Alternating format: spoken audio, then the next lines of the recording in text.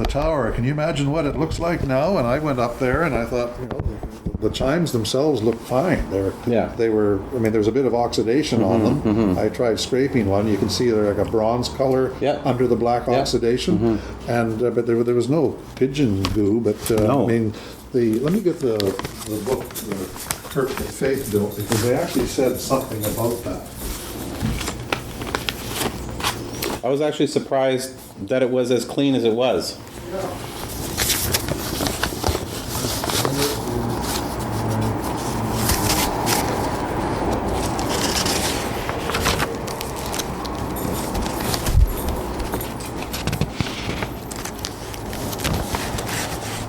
And these are very detailed notes about the device motor, the clutches. Every part is detailed, and the relays are numbered, and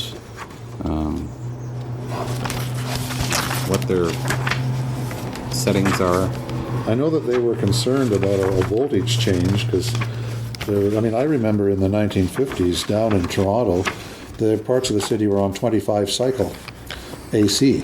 And my uncle, who lived downtown before he moved up to Scarborough, when you went into their house, the lights would flicker constantly, flick, because it was 25 cycle. It was so slow you could see it alternating, until they went to 60 cycles. Okay, here we go. I'm sure you've read this, but Jeff J. took me and Pam up the tower Sunday, June 13th, 99. I counted 16 notes, 2 rows of 8, about 4 inches in diameter. It would seem that from the start the chimes were a problem, and there follows an account of a series of problems which seem to have no end. In fact, the chimes are now completely silent and likely so to remain. As early as 1929, what you just showed me, they were writing to Deegan demanding satisfaction, and always or nearly always the minute from the session meeting would end, it is hoped that the chimes will work fine now. Parts were replaced, countless trips by local electrical companies, but none was really successful. Anyone who sat at the organ bench to play the chimes on the tiny console at the right of the organist will confirm that it could be a nerve-wracking episode. One never knew, as the key was depressed, what sound would be emitted. Now, one thing they told me was that you could only play one note at a time, otherwise it would blow the fuses. So, how many people playing it even knew that, right? The chimes came into their own on D-Day. Mr. Warren, sensing no doubt the tension felt by the whole population, responded to this by putting on a noonday chimes concert. Played some of the timeless hymns of the church. Fight the good fight, unto the hills, eternal Father strong to save, onward Christian soldiers. People of the downtown were very moved. Responded by first milling around the church, and then many of them came into the sanctuary, and so on. And you've got his picture in the newspaper. Now as visitors enter our church vestibule, and as they view the very substantial hardware which greets them, the clock and the chime mechanism, they are chagrined when they find that all this is no more than an archive.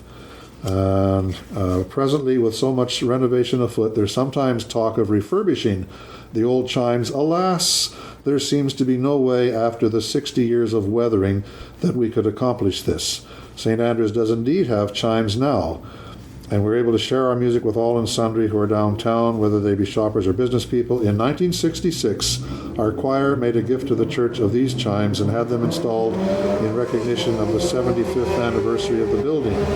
It was 1973 before the board was in a position to have the amplification added so that they could be heard on the street. So there's a clue for you. Mm-hmm. The Moss Row chimes were installed to be heard in the church, because the actual speaker, there was a tiny speaker set in a piece of plywood. It was in the swell box of the organ, and they could be played from the organ, and then it took from 66 until 73 before they got the speakers in the tower. Right. Does that clear up one mystery? Yes, that I think in 1966 they got the vibra chimes, and those played inside the church only. Mm-hmm. And then or do you think those were the Mass Row? Well, to me it sounds like we're talking one and the same thing, that it just took years before they could get them amplified outdoors, because it involved a lot of wiring, under the sanctuary and up the tower. Now here's again, it says here, see page 40. My books are underlined and notes all over the place. So go back to page 40. Set of chimes installed in the tower through the generosity of an anonymous donor. Of course, we know who that was now. First formal occasion of the use was the sudden death of Dr. Clay. They remained in use until 65. They were a constant source of mechanical malfunction. Finally, they proved too costly to maintain. The mechanism and the clock which operated it still remains in the vestibule. It has become a conversation piece with visitors. And that's where that ends. And then they talk about the problems with the heating system and the leaking roof. And so there's a bit more detail here. So That's great. Nobody has, of course, I have not read this book, See, what obviously, but... what I'm thinking is that what they're calling vibra chimes was actually the Moss Row chimes that were donated by the choir, and they played only from the organ in the church. Yeah. And then in the 73, was it? 73, they added an amp Yeah. and speakers And to the speakers tower. in the tower. Same keyboard and chiming system, That's what I think. but amplified now. Yeah, to the outdoors. Yeah. And that worked right through until 2001 when we demolished the old organ console. Yes. And then nobody seemed interested in hooking that back up. And by 95, they were using tapes already. So in 91, the Electric Carillon was inoperable. The 79 was the Electric Carillon advance payment 1,200. So that would suggest a third I wonder. type of system. Not unless it's just different terms. And then there's this mysterious history in McCall File C. I like this.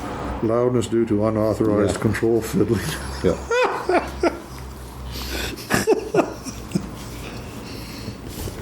Now, here's my name. Yes. And then on tape. Okay, the Zimbalstern, I know who threw that out. I won't mention any names. The Zimbalstern was discarded because there's a digital one now that operates from the Rogers console. Yeah, I Keyboard locked archives of old. that's what that means. That 25 key, 16/25 key Yes. keyboard is locked in the vault. Yes. It's not, and that's where it's been kept safely, along with everything else. Well, see, that isn't, I told Alan Arneal, you want to put this away in a very safe place where nobody can throw it out. And then the estimate comes at 25 US, which I guess maybe at that time was 39 Canadian. Yeah, the Canadian dollar was way down in those days. David McLean looking into...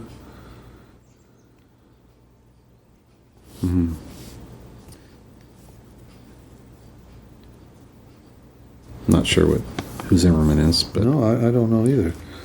I don't know what this is. It's 8. Okay, it could be one of these little documents that I just got yesterday. And of course, Leah, that was the name of Mrs. Rogers. Did I tell you that I went to a ceremony in the Ross Bay Cemetery where she apparently died, she gave all her money away. She gave the chimes to, she sold the business after her husband died. She sold Rogers Chocolates and got a pile of money. So she gave the chimes to St. Andrews, and then some years later she gave an enormous stained glass window to some church in Vancouver. And when she died in the early 50s, I believe, she was a pauper. She died unknown in a nursing home, and I think only 2 people came to her funeral. And she was buried in the Rogers plot at the Ross Bay Cemetery, but because there was no money, they didn't even engrave her name on the thing. So the old Cemetery Society latched onto this, and it was, John Allen was still the minister at St. Andrews, and he retired in 2000, so it was at some point in the 90s when between the old Cemetery Society and St. Andrews and whatever the name of the church was on the mainland, they held this ceremony at the Ross Bay Cemetery, and they had engraved the stone to say Leah Rogers, philanthropist, and then her birth date and her death date, and it was, there was a cloth covering it, and they held this ceremony, and the man from Vancouver showed a picture of this enormous stained glass window in the church over there, and they just talked about how she died unknown and with no money, and she was a pauper, died in a nursing home, forgotten, and so on. And then they unveiled this thing, and it said Leah Rogers, philanthropist. So they had the head man, the then head man from Rogers Chocolates was invited, because it was Rogers Chocolates where the money came from for this thing. And he said, the only thing I'm worried about is that I'm going to be asked for money to restore the ding-dongs. And I thought, what a great idea. Great corporate citizen in Victoria, known the world over. They should be approached to contribute to the renovation of this thing. And that was my idea. I told everybody that would listen, Rogers Chocolates need to be approached about helping to contribute to getting this thing going again. They are a major corporate presence in this town, and their product is known the world over. And they're not poor. No, that's a great idea. Yep. I think that might even be easier than. I mean, right now the church is can't find $6,000 to put in a wheelchair ramp from the church to the hall. To the hall. Yeah. So asking for $2,000 to fix the chimes. The price has probably increased since then, anyway. Yeah. So I'm not going to. I'm going to try not to have an opinion that this is going to, be what it takes to get them restored. Yeah. But Rogers Chocolate should be a factor in that equation. They should. Absolutely. I think I should give them a call and see who their PR person is. And the man who was the president of Rogers back in the late 90s, there's been any number of head honchos there since that time. Mm-hmm. And they're going to open a new store in the Uptown Shopping Center. And no, but I know that when we were in Ontario last week, they're selling Rogers Chocolates at the Laura Secord shop. Where were we? In Toronto somewhere. Yeah, sure. So they should. Yeah. At some random coffee place. So I'm sure they'll have some money. Wow, that's a great story too about Leah. I did not know that. Yeah. Yeah, she was recognized, 40 some years after her death, and like I said, Rogers Chocolate's president was there, and John Allen from St. Andrews, and a minister from the church in Vancouver, and I don't know who else, probably somebody from the city council, and I remember saying to essentially anyone who would listen to me, that if we're ever going to restore this thing, Rogers Chocolates need to be brought on side, because it will be to their glory to contribute to make this thing work again. Their store is just down the corner and down the block, That's right. They'd be able to hear it from their place. Yeah. So keep that in mind. I will definitely do that. And there are these things here which I'm not sure what they are. The wording read Dr. Clay's moderatorship. That way, that's I guess the plaque. Well, that's the plaque, but this undated donated people in her memory. There's a couple of notes about it. I guess it was anonymous at the time. Yes, that's even what the book says here. A member of St. Andrews made an anonymous gift of a set of chimes to be placed in the belfry. And it says that the instrument was so massive, the city engineer was called on to inspect the tower to ensure that things were being done in good order.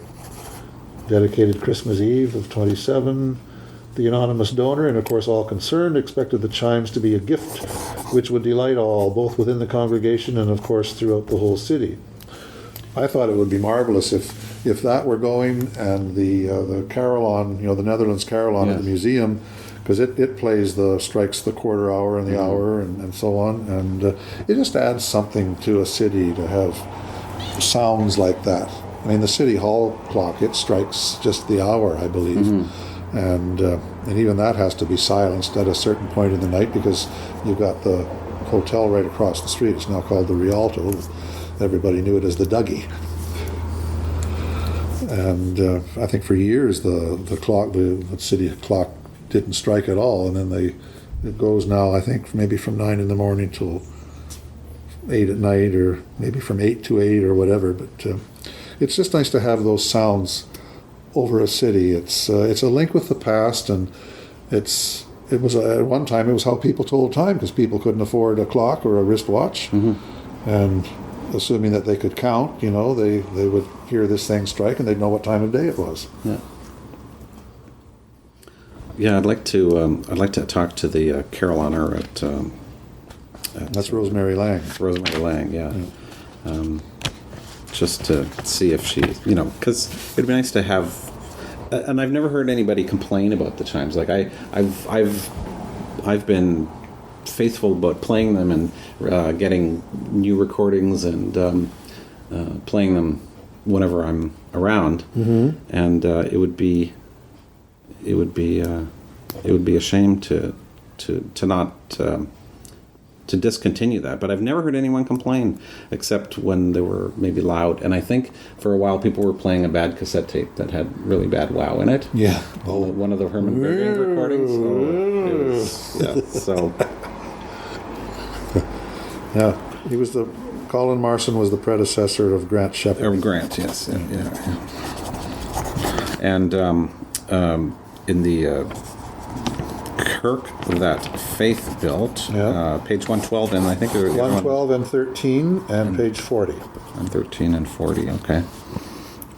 And so it was June 1st, 2002, when you went up there with Mark. Yeah, Mark Ross and his wife Lynn and Hardy Davies. We were outside watching for them to arrive, and we got them to park in the church lane, which didn't have a gate on it back then, and it was a Saturday, and we watched for them because they had drove all the way from Kansas to come and see this, and so he was making notes and so on, and we thought they've at least got to look at it and see what they think. And what he told us was that if they were to restore it, they would have to take the whole works from the tower would have to be removed and taken back to Kansas. Now, can you visualize getting that stuff out of there?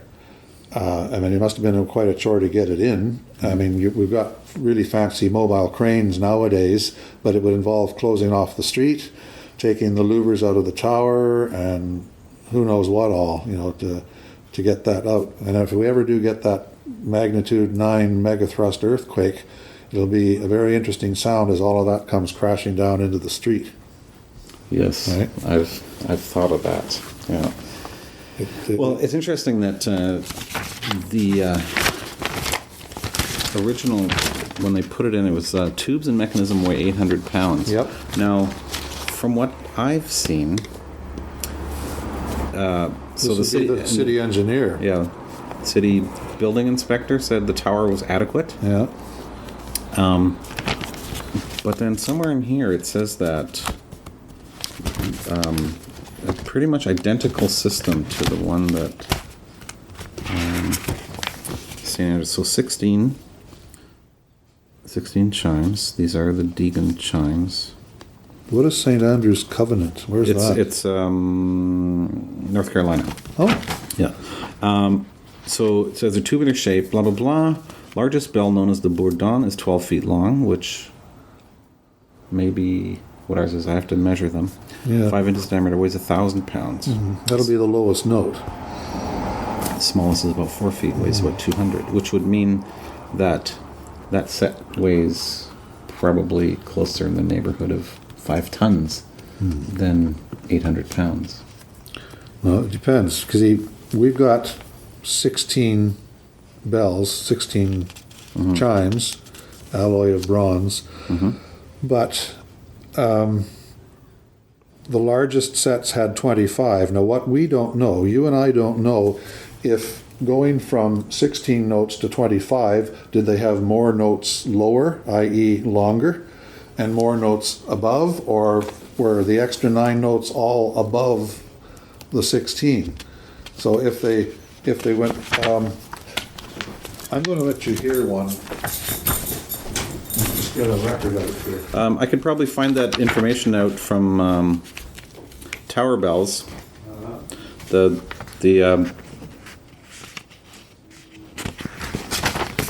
website that's all about bells.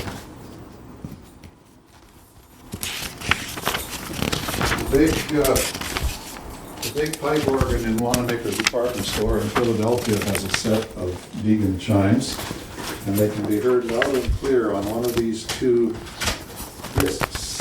And I think it's this one.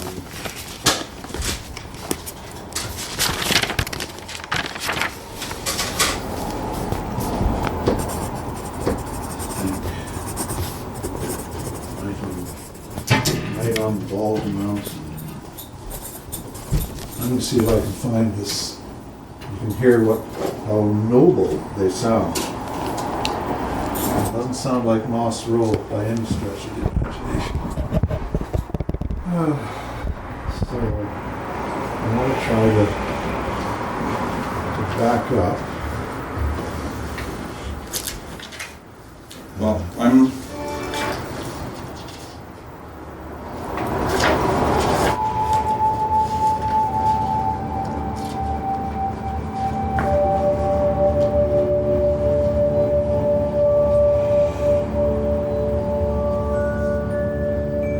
That's not it, that's the Celesta.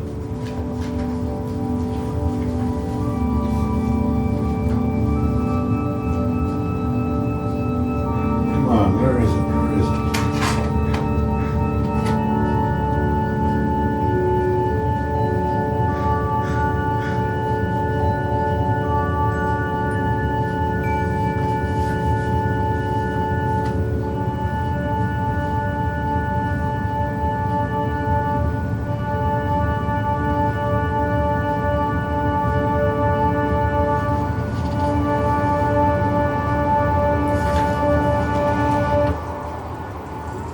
Back farther.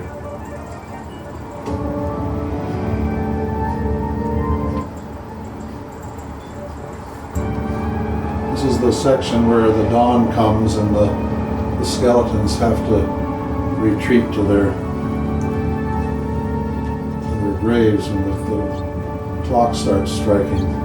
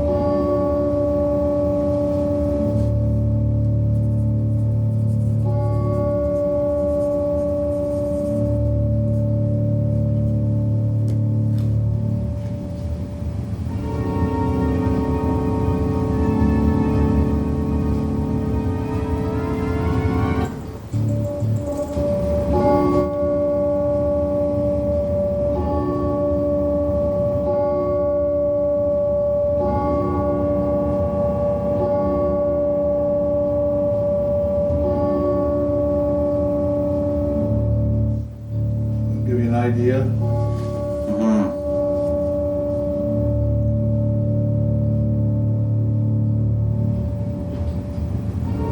knew it was in there somewhere. Here comes Pammy.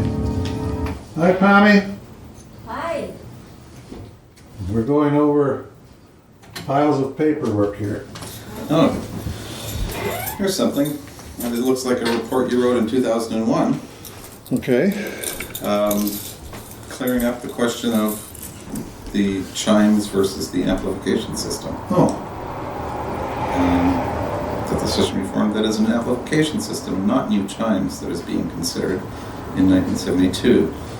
It's difficult to keep the chimes in town working order. Et cetera, et cetera. Yes, I think Amplification from the organ. vaguely remember this. Yeah, because like I said, they played through a speaker on the organ, and then the idea was to hook that up to the tower so it could be heard on the street. Because by that time, they'd pretty much given up improving or replacing the chimes of the tower by Richard Proudman. He dropped dead. He was the organist, came to St. Andrews from Christchurch Cathedral, and he was there for a time and he dropped dead. The following motion is prepared that we reaffirm our previous decision that the existing electronic chimes in the organ be amplified from the tower and the board be so notified. That was 72. And then they accepted Mr. Spilker's quotation for this 60-watt amplifier, Yeah. 4-directional speakers. Yeah. Carried. So that's that amp is the mass row. So the the mini chimes, let's call them, Yeah. were electromechanical, part of the organ. Yeah. Part of the organ operated from the Yeah. The great keyboard. from the great keyboard, Yeah. and that originally they just had a hello. Hello there, how you doing, Michael? Good, thanks. Good, good. So have you been to the church already? No. No. Oh, okay. No, we're just going through this. This is first. Yes. This Yeah. is, well, the depth of my ignorance was great, and last night I got all this material. This wasn't what I was expecting to get, but it's different and it's great too. He's got stuff from the 1920s here. I'm Wow, still that's trying to neat. fill in some of the gaps, so none of my Sure. questions really make sense at this point. Oh, okay. I'm still trying to figure out what was actually used and Yeah, get a skeleton of the get a sense of it. of Yeah, the history. So yeah. this is Sorry good. about that thing on the couch, so you can get rid Oh, of that that's if you okay. want.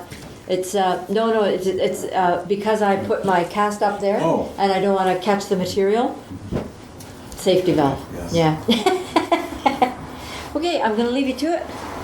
Pam was over at the Oak Bay Marina parking lot practicing driving an emergency vehicle for Big nerve. emergency preparedness. Yeah. What is? I is that passed. like a cute van kind of Yeah, big it's van? a big van. Yeah, big van, and it's So you missed all the cones? and yeah, I nudged one. Oh. But no, they said they felt we all did really, really well, and they only do it once a year. So it's. So you gotta- But I'm going to try and do it as much as I can. Well, one of the comms guys was there, communications guy Ben, and he said that they take them out sometimes. So maybe I can go out and practice again with them, like on a dark and rainy night. You know what I mean? When Yeah. you really need to. Yeah. Because that's likely what's going to happen in the event of emergency. It's going to be Yes. yucky poo weather. Of course. Not a glorious night like tonight. Oh, no. Yeah. No. Yeah. Good. Well, good to see you. As I say, I'll leave you at it. Thank you very Okay. much. Oh, by the way, do you guys want any lemonade or anything?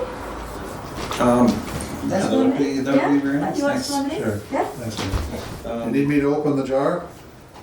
Probably not. I'll let you know when. No, we have one that's already open. Yeah. So that's something about the Zimbelstern. Ryan Titus. And he said something here about, or no, there was Eleanor Neal who sent a letter to Brian Titus and said, would it be okay if we rung the tower chimes for a few minutes prior to the service each Sunday morning? So I guess it wasn't, Well, actually, let me tell you, here's something you don't know. so there was a gap in there somewhere. And what they're referring to is the Moss Road chimes. Okay, when we started attending St. Andrews regularly in 1999, Stephen Shields was the organist, and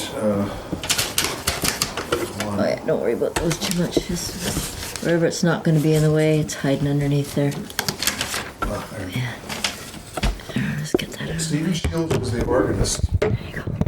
and every Sunday morning before the 11 o'clock service, he played the chimes that were connected. He played the Moss Row chimes through the speakers in the tower, and there was a switch on the organ console where you could play them just in the church or outdoors. And he would he would play, I don't know whether he actually played a hymn tune or whether he just played some sort of a peal of chimes, but that was done in the late 90s while Stephen Shields was the organist. And it was done like maybe 5 minutes before the 11 o'clock service started, and then he would shut it off. And so I think that's what that's referring to. Because he left in around the end of '99 or so, and then eventually we got Douglas, and of course then we got a new organ console, and so we didn't even have that capability. But that's what that would be. And this might give him to doing this again, because see, by now we have a new organ console, and you can't play anything through the tower from the organ. And of course the person asking this doesn't know that. I'm told that this cannot be done from our new console, but it could be done by a tape from the present system used at Open Church. I realize there's difficulty getting access to the tape player in the cupboard off the stairs. Behind and below the pipes as the door is locked, and for some reason the key is no longer conveniently available nearby. Well, it's just hanging there on a nail. And this was from Alan R. Neal. Mm-hmm. Yeah, okay, that's what that's referring to. That was the Moss Row chimes that Stephen Shields played through the tower. I just remembered that now as we're sitting here. I've completely forgotten about that. And so that rank that played that was wired to play those chimes was removed in 2001. Yeah, well, the console was demolished, and the various bits of the console were sent to Salt Spring Island, and the draw knobs are still in the basement there, all smashed up and so on, vandalized. Why, I don't know. And so the only capability for chimes now is that there is a chimes draw knob on the grate on the present organ console, and that is just a digital chime that plays through one of the many Rogers speakers in the organ loft. Those are what I've recorded onto this little thing. I plug this into the console. Oh, okay. And Douglas and Alistair Keyrolf at Easter, I got him to do a bit. Recorded a bit, and then I burned that onto a CD, and that's what plays out of You can there. play that through the tower. So So we still have chimes to speak of, you know? yes. It's a little convoluted, Yeah. but You know, when David McLean first brought this subject up, he gave me the name of a man at the City Hall. His last name is Barber. I forget his first name, but he was the heritage guy, something Barber. And he said, you should get him to come down here and see this thing, you know, because it's heritage and he probably doesn't even know it's there. And I phoned the City Hall, and I managed to leave a voicemail message for this Mr. Barber back in, I guess, 2001. And I said, I'd love to take you up the tower and show you this treasure that nobody knows is there. And you know, you'll need to wear your worst old jeans and so on. And I never heard from him, never had a reply. But I did make the effort. And it was David McLean's recommendation, because David McLean was on the city council for years, and that's how he knew this guy well. And something Barber, and he said that he's the heritage person for the city of Victoria, and he should know about this. So whether he's still, I've seen his name in print in recent years. Whether he's still the heritage person, I don't know. But again, I mean, any interest that can be got up for this will only help in the long run. yes. If, mind you, like you said, they are trying to put a ramp for wheelchairs now. Yeah. So it may not be the. Well, Rogers Chocolate should pay for the whole thing. But yes, I agree. I agree. I will buy their chocolates forever I've if even they done agree their to. product. Yes, exactly. Well, I'm hoping that I can get a little interest in it when I get some good footage. I went up there a couple of weeks ago with Brian Titus, who happened to be there, and just shot some video of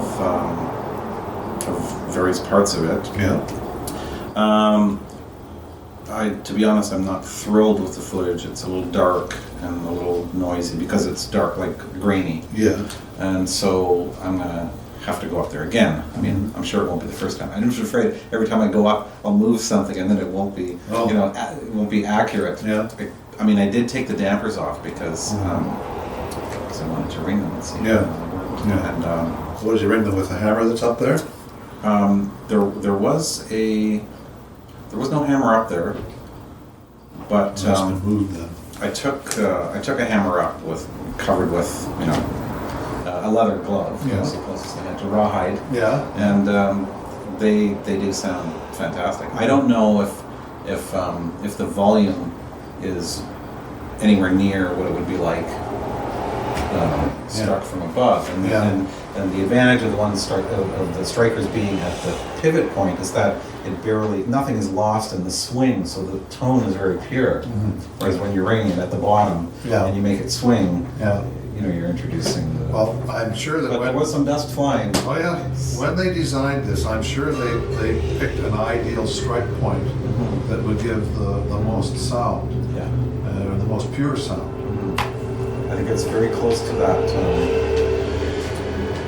Well, I haven't measured it, but in between where the holes go for the suspension Yeah, cables okay, yeah. and the top of the pipe, Yeah. probably halfway between there. Yeah, it's very Has close to to be the somewhere. top from Has what to I be somewhere in recall. there. Yeah, and I'm sure it would sound beautiful to hear it struck properly. So you didn't attempt to turn anything on while you were up there? No, I did not. No, all I saw was a lot of disconnected wiring. Hmm. Now that cabinet. Now that I've seen those pictures, I see that cabinet that's in the where the DC where the alternator is, The generator? transformer. It transforms AC into DC. I think that's an AC motor that spins a DC Generator. motor. A It spins a DC generator. Spins a DC Yeah. generator.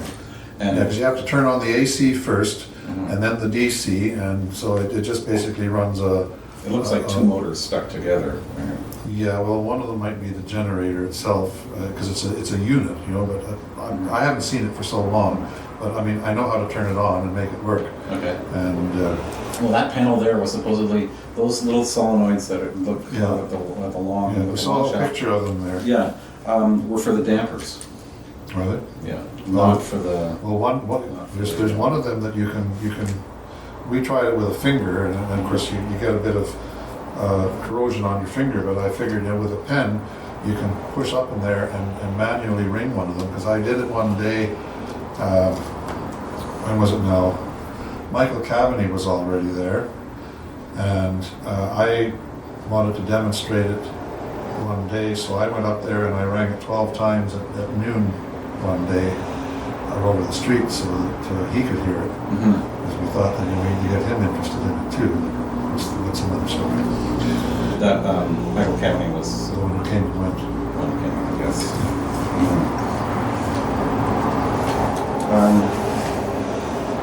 Let's see what else can I be able to run past you.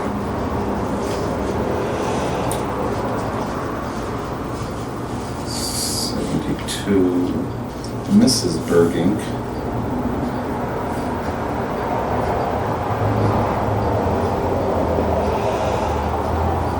Well, they're talking about replacing that with new bells. An indoor chimes located inside organ to be electronically amplified and broadcast from the tower. Yeah. Well, yeah, that's definitely the most economical. But, I don't want to say to people that probably the most economical and dramatic thing that can be done right now is probably to replace those speakers up there. Yeah, Ainsley Helmkin was the city archivist. So now, here we are, in memory of her beloved husband. She gave the chimes to St. Andrew's Presbyterian. And that's probably all it says. Yeah. Love Song of a Candy Maker. They were really eccentric. Do you know much about them? Not really, no. They had a son who used to travel around on the streetcars playing with sticks of dynamite, scaring the wits out of people. and I think he blew one or more fingers off playing with dynamite at one time, and he committed suicide in one of the old hotels up Government Street when he was only in his teens, and apparently the two, Charles and Leah Rogers, just came unhinged after that.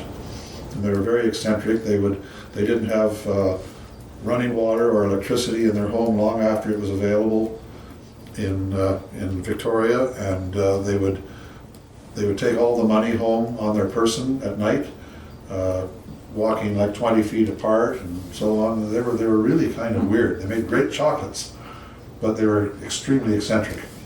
And after their son committed suicide, he was their only child. Apparently they just came unhinged.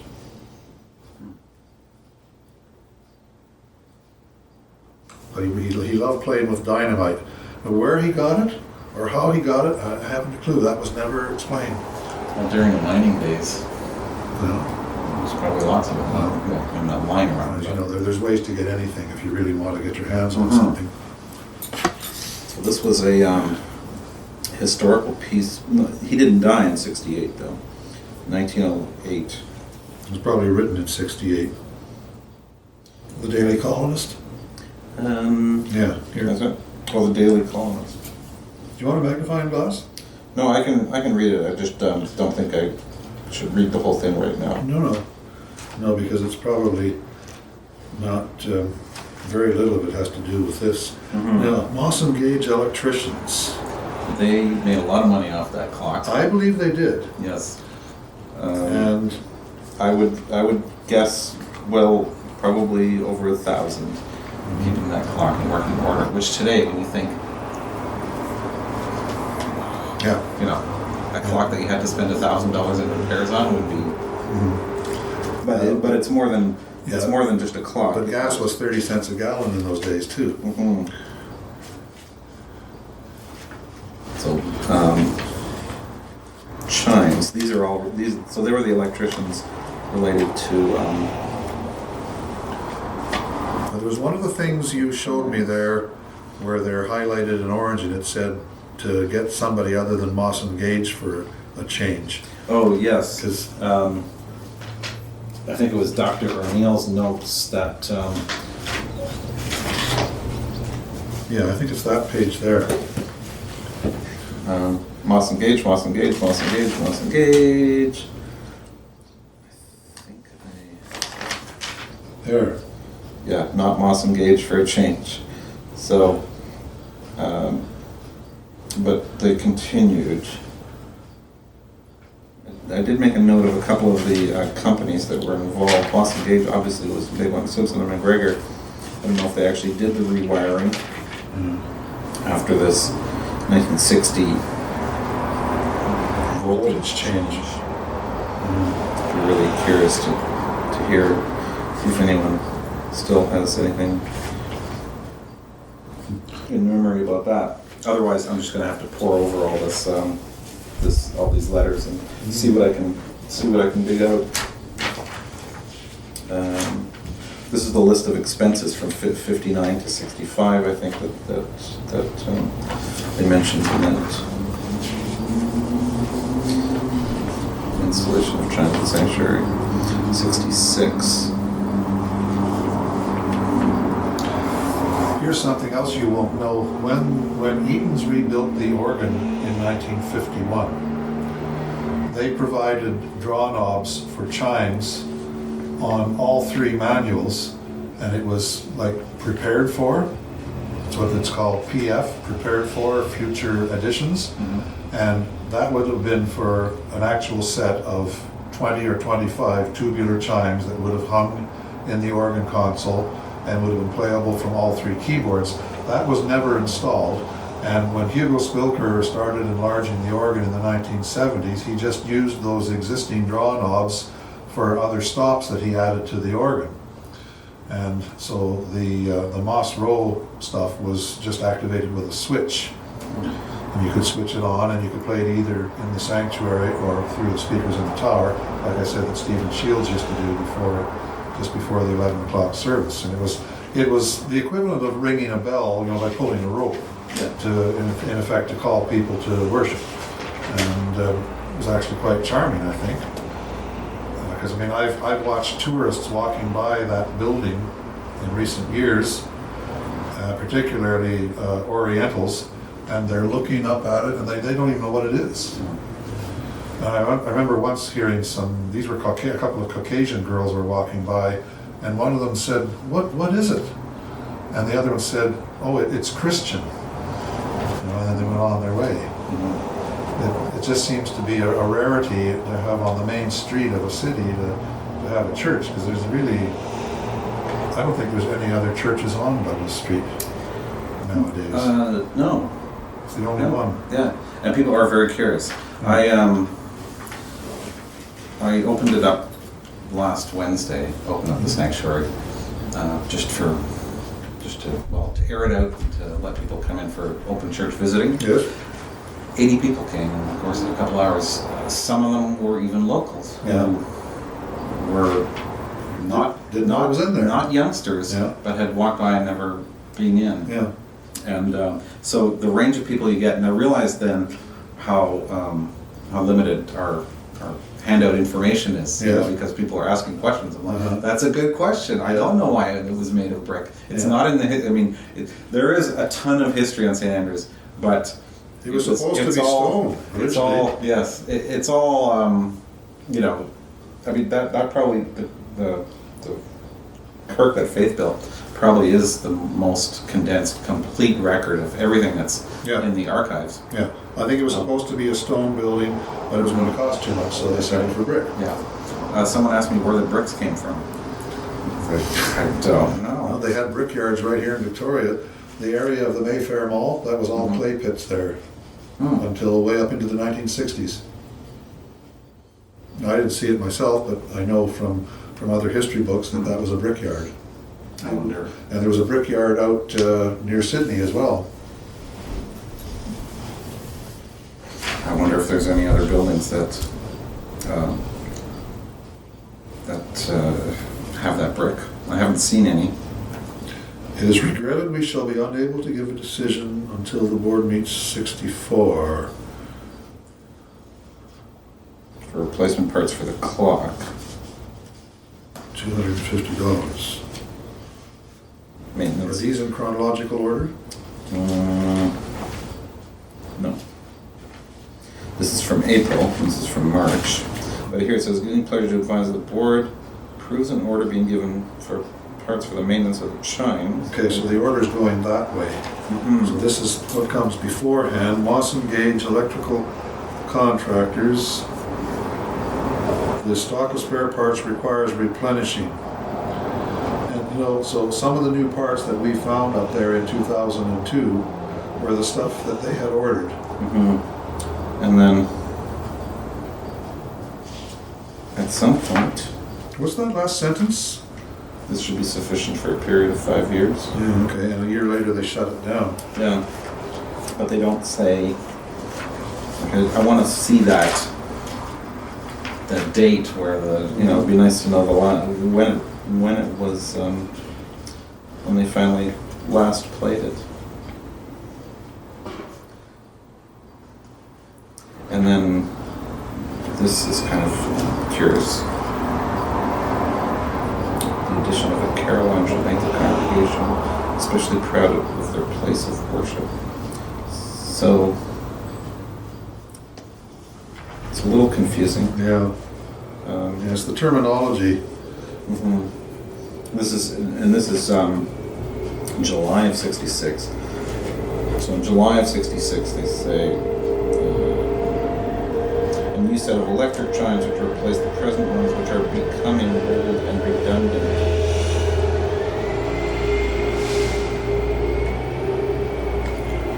Both in the sanctuary and in the belfry would be a total of $1,800. And it was Spilker who provided the amplification up to the tower. So I think what I'm guessing what happened is the dampers stuck, Yeah. and so the bells just sounded like donk, donk, donk, donk. The clock was not regulating the chimes properly, so they didn't trigger the chimes only hourly because they'd already had should. the points Yeah. and so on. So, When you went up there, did you notice that there was one of the chimes that had 2 sticks of wood wedged between it and No. the damper? no, notice that. Because that's what we saw, that's what I found in October 2001. And I wonder if the irony would be that, and a lot of them were stuck when I went up, would be that if they had just taken the dampers off, Yeah. they, But somebody would have said this was part of the original equipment, it was put there for a reason. Mhm. But of course, the guys from Top Rung Tower Chime Service, they've now said we found that it actually works better without them. yeah. Well, definitely would be more consistent. Because the, Half the number of things to break down. exactly, because when the, I think the way the wiring and the solenoids worked, as the striker came out, the damper withdrew from underneath the tube, right? And so the striker hit it and it sounded, and then when the striker recoiled, then the damper would come back up. So you're right, you got twice the amount of things to go wrong. Yeah. What I understood from what I read was that when you struck note number 2, the damper would come on note number 1. Oh, So the note was never allowed to ring longer than the next note. yeah, So every new note, excuse me, damped the note before. So there was no overlap Yeah. of ring. yeah, And I guess that was, I mean, I can see where, I can sort of see the idea behind that, yeah. but in practical purposes, unless you're playing the flight of the bumblebee, you know, Yeah, on that. it's, you know, there's a nice tempo for chimes. Yes. And it's not 120. No. So the ring I don't see as would have been that huge of a problem. Mhm. But apparently that was the aesthetic of the day, possibly. Yeah. There's another thing that's similar to that now we think it's crazy. Why would, what was it? Tastes change. Yes. Yeah. I'm trying to think of the analogy. I'll think of it. But yes, tastes do change. I was looking at trying to put it in context of what was happening in Victoria at the time, Yeah. and I wasn't able to search the Times columnist online for 1927. You can do it at the Central Library, but you have to do it on microfilm. Yeah. And there's only 3 microfilm readers left. All the others had died and been thrown out. Well, they still have quite a few at the archives, Yeah. but and I presume they have a columnist there. When I went to look at the St. Andrews records, I had to go during the day and get register and get a card and ID and all that stuff. Yeah. And then Was this at the Provincial Archives? yes, at the provincial archives, and then and so they couldn't find. Like I said, I've seen it. There's an index that I've seen. So the librarian couldn't find it for a while, and then finally she found it. There's the manuscript number, cassettes number, or reels number, whatever. And I said, and so I'll find them in this drawer over here. And she said, yes. And the other one said, they might be restricted. You may not be allowed to copy the births and deaths. And I said, that's okay. I'm not looking for birth and death information. Yeah. And I said, but they're in this drawer here because I'll have to come back after hours because right now I come from work and I have to get back. And I said, yes. So I went back there a couple of days ago and they're not in the drawer.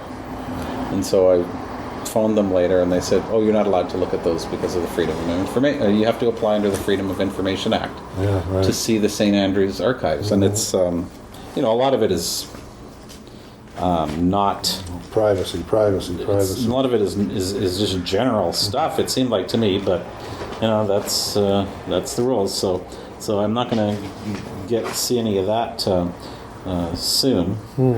Even though, there's a list of subscribers, the diagram of Ross Bay Cemetery, session reports, budget committee. I guess some of that might have confidential cash account books. Brief history of St. Andrews, historical sketch, celebrate the 50th anniversary, 60th, 75th, and so on. So there's probably some good stuff in there, but can't see it now. Yeah, you'd probably have to go through this much stuff to find that one little piece of information that would be relevant to this. Yes. That is true. And this is a project that has a deadline, even though I would love to come back and make this a PhD project. Yeah. Right now, that's not what it is. I do hope that it is helpful to the church with regard to. Now, what's this? 1959. More replacement parts. Oh yes, with pilferages. Yes. Pilferings of other items in the past.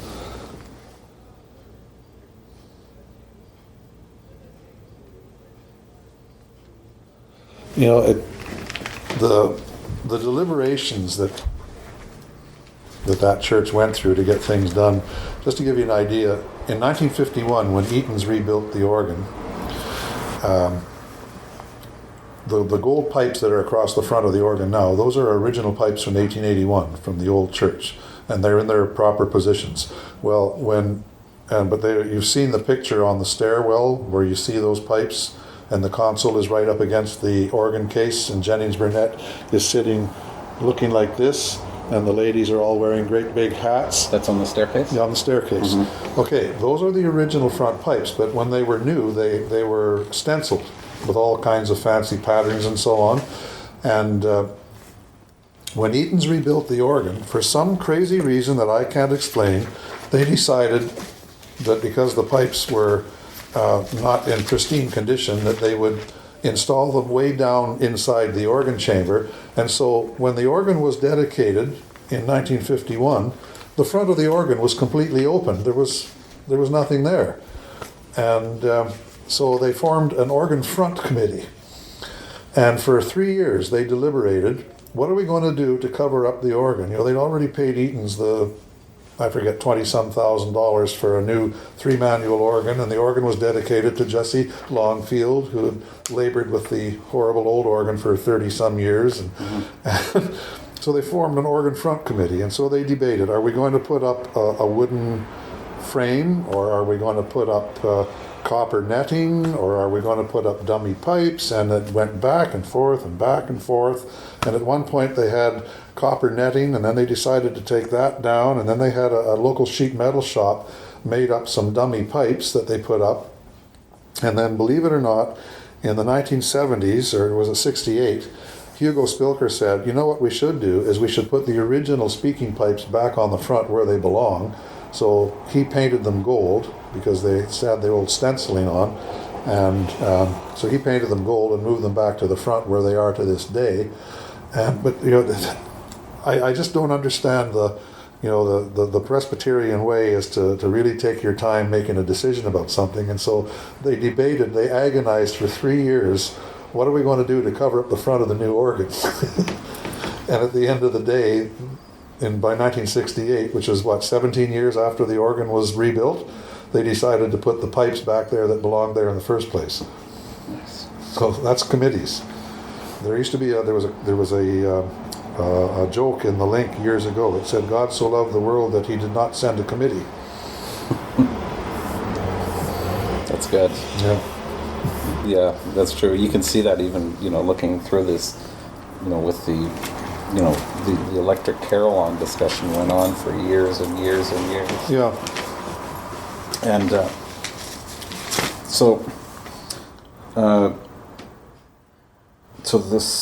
from 70,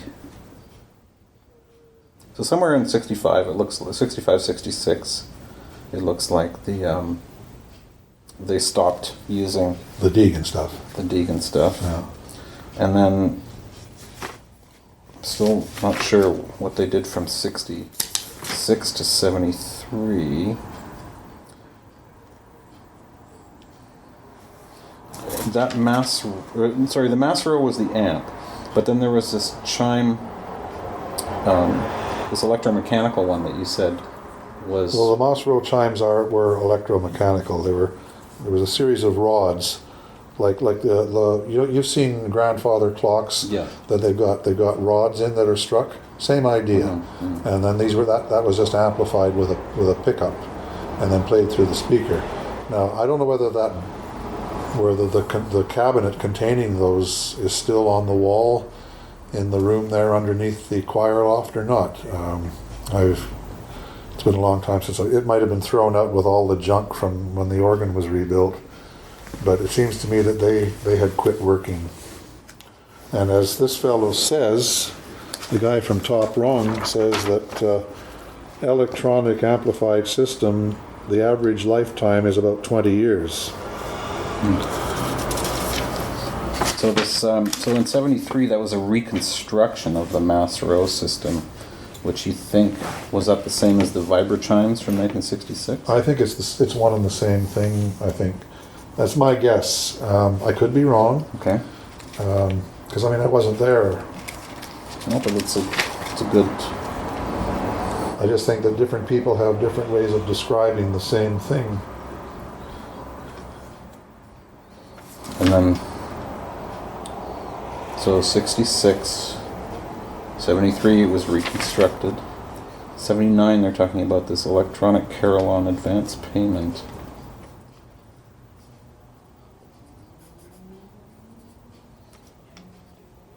Maybe I'll find that in here. It's possible that this is something they were considering but never actually went ahead with. Because see, what I've only known. Well, it's a check. Yeah. It's a check. Oh, the $200 check.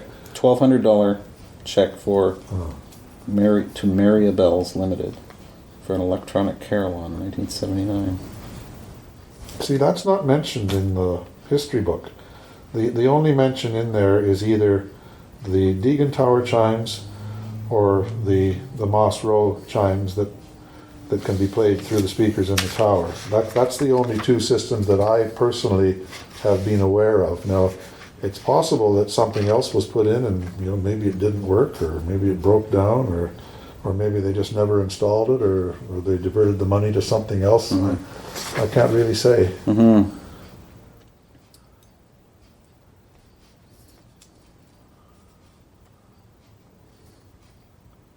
Yeah, so there's that. But all things seem to point to the mid-60s when they just came to the end of their rope with the Deegan Tower chimes and just decided to shut it down. And like I told you, I found the circuit breaker was still in the on position down in the basement. It's down, you go down the stairs towards where the organ blower is. You know where that is? Yes. There's all the pictures of the ministers on the wall, and there's a stairwell going down to the basement. And down there... I forget which side that's on. That's on the side. The south side. South side on the of the south side, sanctuary. okay, yeah. Just before you go down the steps to the Kirk Hall. Yeah, I've been down there about 8 years. Well, before the ballet moved in, so I guess it was 2 years ago.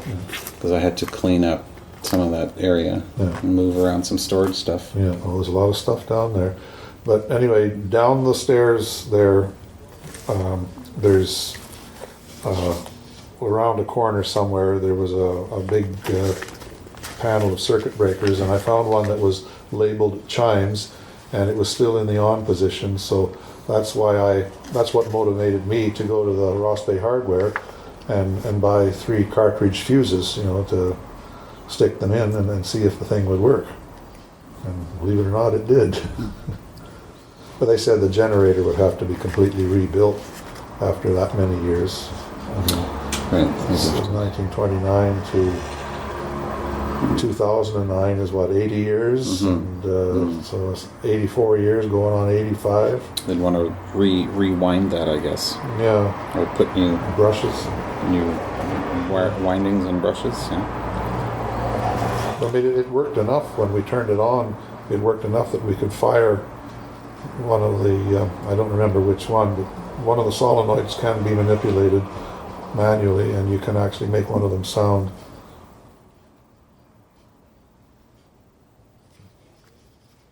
Yeah, I'd like to see if that will still work. That would be nice.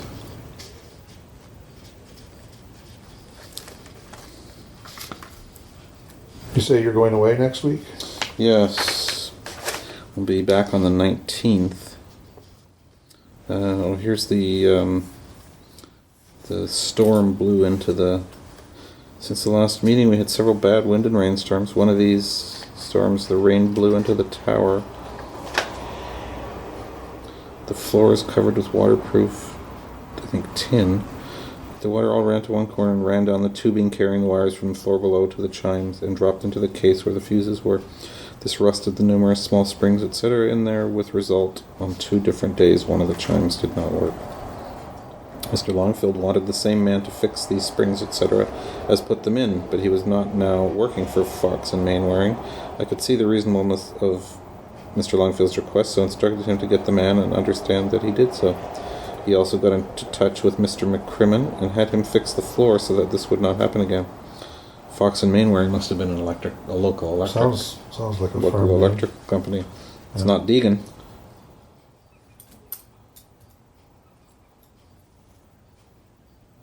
Well, see there, you just read there about the moisture running down the conduit. Mm-hmm.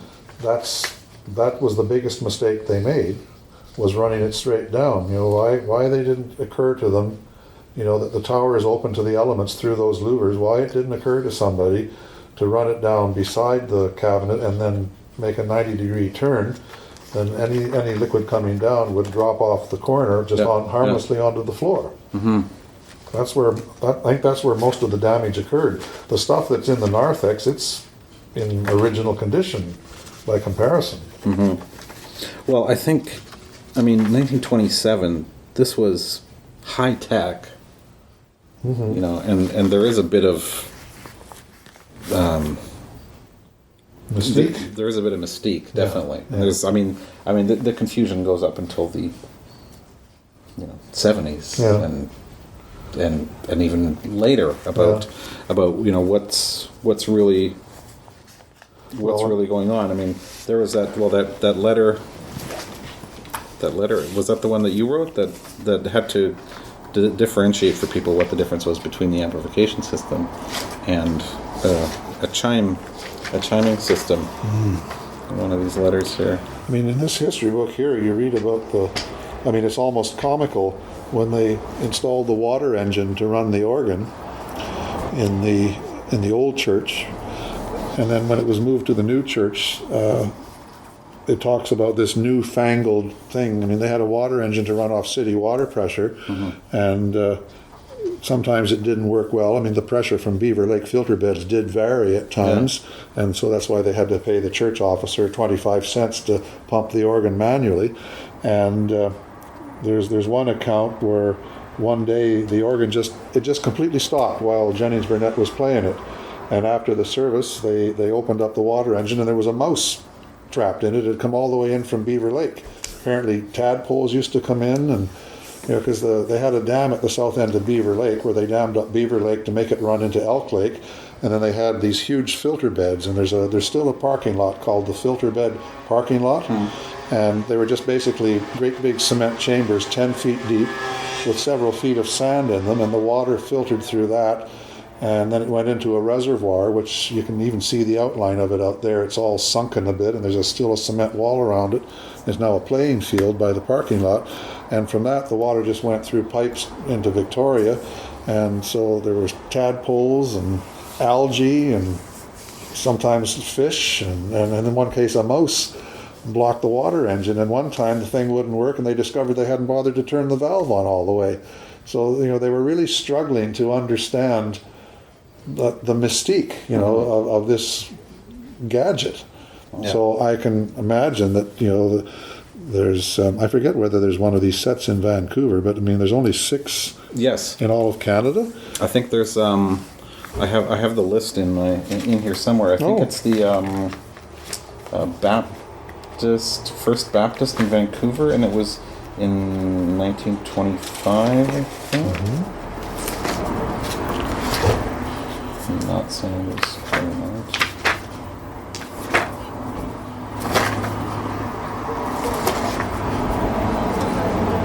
Is that a picture of a motor generator? Yes. AC motor to DC generator. Yeah. Yep. Now, this is from a group that I think is... Oh, look, it's a player roll. I don't think St. Andrews had that option. No. They just got the little barrel with the pins. Westminster. That's the Westminster one, I guess, right? Arduino project. So they're using these microcontrollers Yes. and building a control system, so low voltage control system. You know, they told me that with modern controls, the thing would, there's no way it would play all night. Right, yeah.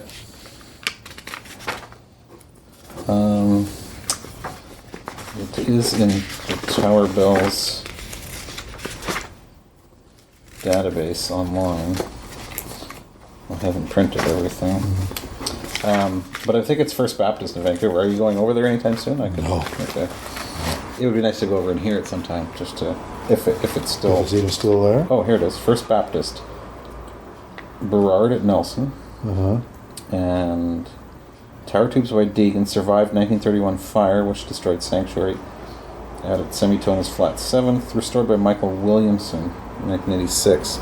I think Williamson and Warren is this company. I don't know if they're still around because their website looks like it has fallen apart or something. And Williamson Warren are the people who claim to be the best restorers of. Is that a Canadian company? No, they're in the States too. I don't have an index in here yet, but they're mentioned. They do come up as restorers, but they said their website isn't quite up to scratch. It is one of these. Turn these lights on. And St. Andrew's Anglican, this is on an aside here. St. Andrew's Anglican, 3rd Street in Oakville and Sydney. Sydney, Nova Scotia? No, Sydney, BC. Really? St. Andrew's Anglican, they don't have a chime system, but they also were the recipients of some of the pipes from Christchurch's organ, I think around the time that St. Andrew's Presbyterian inherited some. Well, I know pipes from St. Andrews went to Salt Spring Island for an organ project over there. St. Andrew's Chimes is a little. Canada's Robbie Burns wrote this little St. Andrew's Chimes for the Anglican Church in Sydney, Vancouver Island. Did you hear the chimes last Sunday broadcasting their message, clear, sweetly calling, come to worship, all you faithful, far and near, and so on and so on. I can't say I'd ever heard of this fellow, but Bobby Sloan, Canada's Robbie Burns. So, I'm going to look at that. I know it's not technically the same thing, but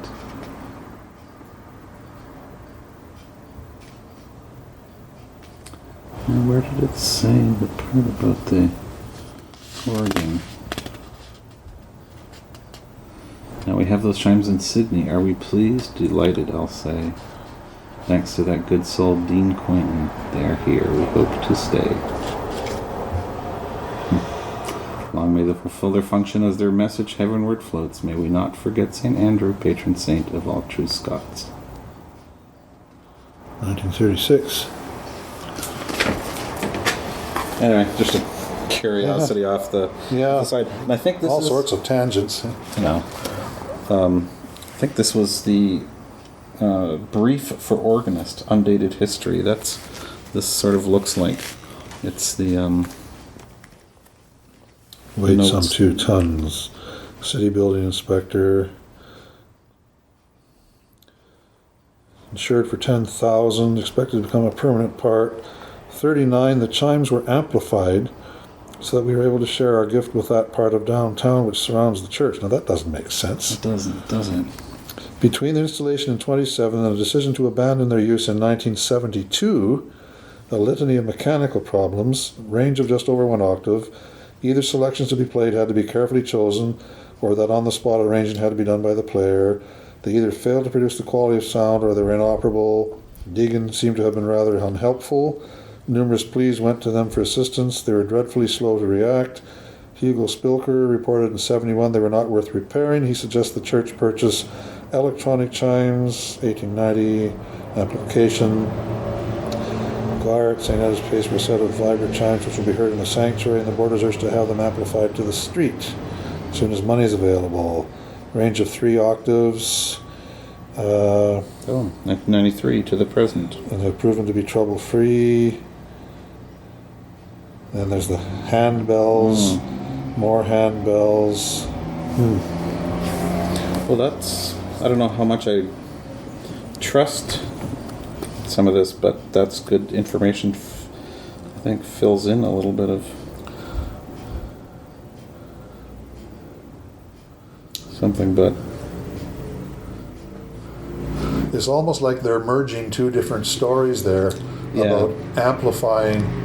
I mean, there's no way the stuff in the tower would need amplification. no, unless the dampers were always stuck, and Well, all you got was tink tonk tonk. yeah, But you think yeah.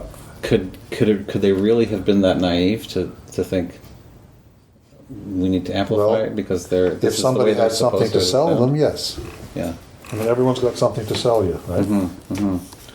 So somebody might have said, these dampers aren't working right, and we don't dare interfere with them, so we'll have to amplify them.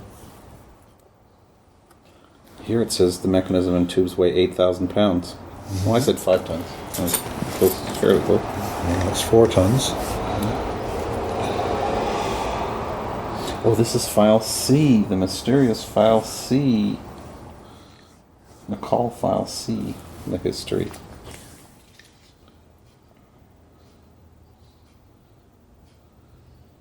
Okay. Trouble 1929. Malfunctioning. Longfield feels that he can fix them. Letter not to be sent. 1930, problems. Now valued 11.5, insured for 8,500. Amplification is applied to the Well, if there was an amplifier in the tower, you can imagine it had tubes the size of pint milk bottles, like those big old radios. Yeah. Amplification is applied to the chimes. Now, isn't that bizarre? Ongoing upkeep. The clock is taken out to be repaired. Source of trouble. If Miss Diffin could play the chimes throughout the week. If there's an agent in Victoria, could he come to improve the chimes? Deegan has not replied. Well, we're up to 19... It says 49, and then it says 1940. Yeah. June advice. Okay, I've seen this invoice in one of these files, so I can cross-check that. Oh, and that's a package from Deegan, that's that. Specimen... Oh yeah, the annual expense. Oh no. Well, I saw the one 59 to 66, and there's the letter. Okay, so this is the... I thought maybe this was... Should this happen again, a call to Moss and Gage would bring their agent to rectify the problem. It's like saying to the Cathay Apartments, if it rings again at night, you should call Moss and Gage. That's the way I'm reading it. Yeah. Copy of a letter to act on a complaint from Cathay Apartments. Simpson and McGregor, consulting engineers. So there's a gap of 8 years in there. Yeah. Necessary to the chime structure. So now by 64, the choir is suggesting replacement of the Dr. Clay chimes. Talk of removing the mechanism from the clock. This ties in with the chimes. The Clay family is to be consulted by Mr. Malloy, and the matter is eventually dropped. Well, of course, Bruce Malloy also dropped dead while playing squash. Right.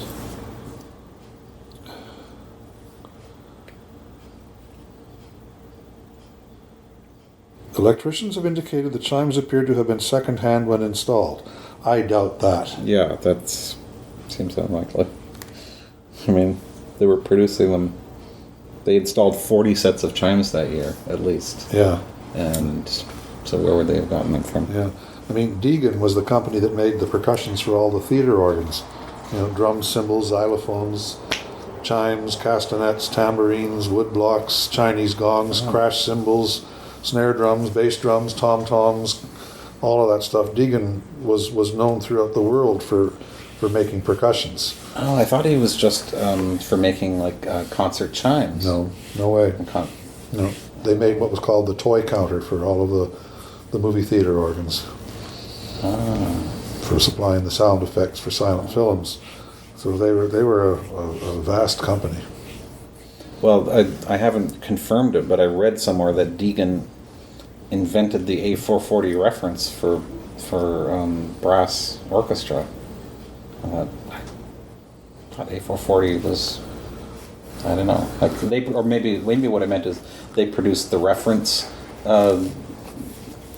They produced perhaps a tuning fork or a bell tuning. Yeah, they maybe. had they sold little 4-note chimes for housewives, to announce dinner. Yes. And grandfather clocks. Sure. They did the tubular chimes for grandfather clocks. Yep.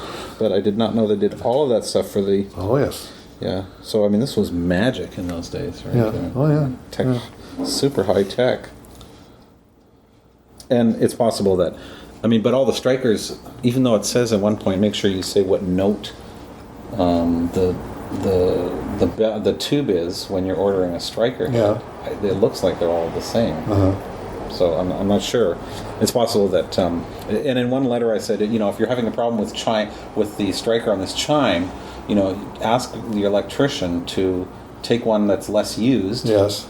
And replace it. Yeah. So I guess if your high note, if you're not using it as often as the middle C or whatever, that you could take the striker off the high note and put it on middle C if middle C is malfunctioning. And Well, that's if they were all interchangeable, and yet you'd wonder though if in a piano, the hammers get thicker from the treble to the bass as the strings get thicker and longer, and I'm wondering if the strikers would vary in their capacity to activate the sound as the tubes got longer and longer.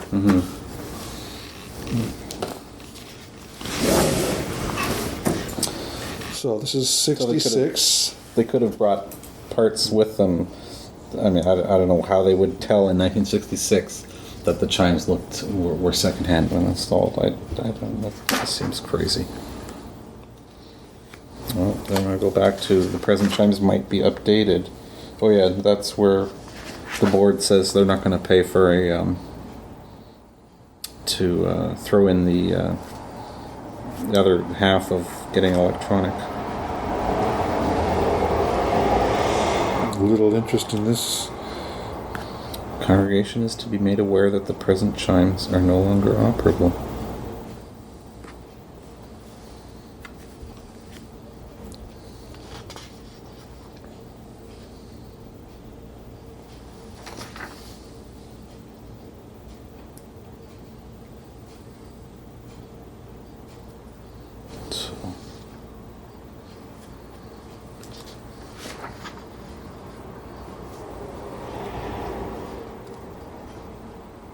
And then again,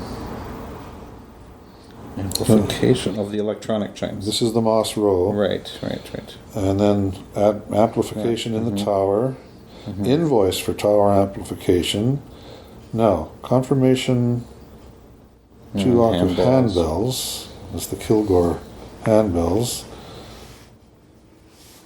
And then, of course, that's getting into a different topic there. Here's the 9250 to Deegan. Oh, that's 1940. And that was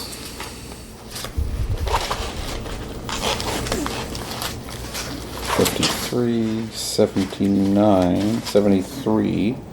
Here's tower for amplification. That's Hugo just from Stroker. Hugo. Yeah, Hugo. 5% provincial sales tax.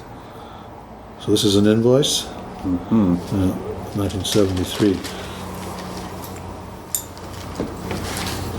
Well, that is a mystery about the amplification in 1939, and I think you've hit on the most realistic possible explanation, that it could be that the dampers were malfunctioning so badly that they were just going clink, clink, plunk, plunk, rather than giving out a sound.